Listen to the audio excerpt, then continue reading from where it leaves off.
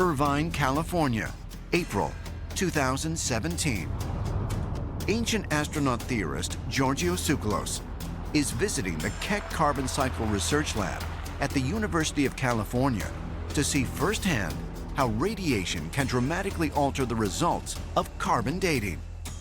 Dr. Southen, hi, Giorgio. Pleasure to meet you. How you doing? Pleasure to meet you. I'm here to learn about carbon dating. Let me show you how this thing works. All right. Follow me. Dr. John Southen is using accelerator mass spectrometry equipment to carbon date a sample of redwood that was exposed to radiation during the testing of atomic weapons in the 1950s. The process begins by sterilizing the wood chip and then exposing it to various chemical processes to remove any contamination.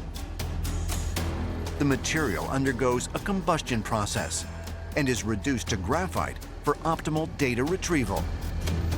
Finally, the graphite is sent through an accelerated mass spectrometer to measure the rate of radiocarbon decay and generate the age of the object. Pull up a chair. All right. So what are we looking at here? Okay, so this is our result here. This is how much radiocarbon was in the samples that we measured from that redwood. Okay.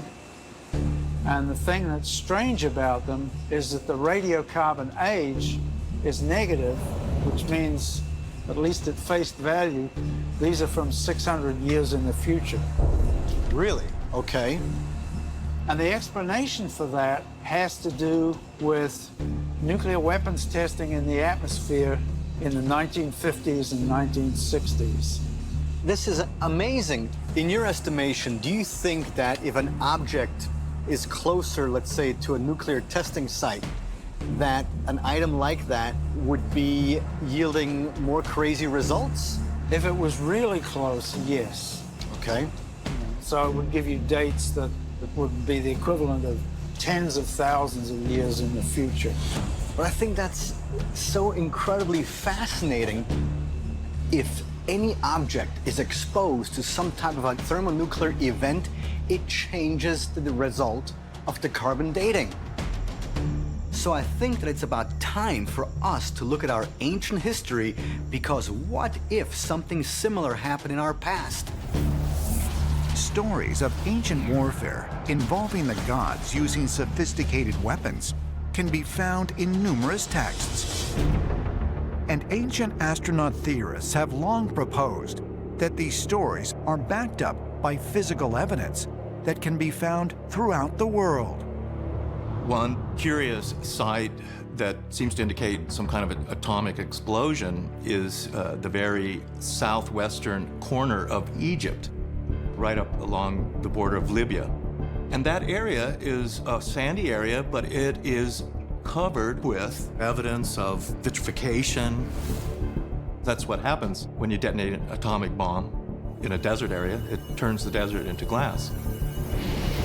And also at Mohenjo-Daro, which is on the border of Pakistan and India, were these lumps of glass that had been molten and melted, and there were skeletons that were also found that were radioactive. So the evidence shows that there was some kind of atomic detonation or atomic war in our ancient history.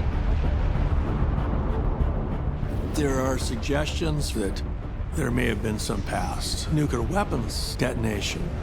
And if that occurred, then the carbon dating must account for that possibility. And that would make, by the way, everything look younger in carbon dating.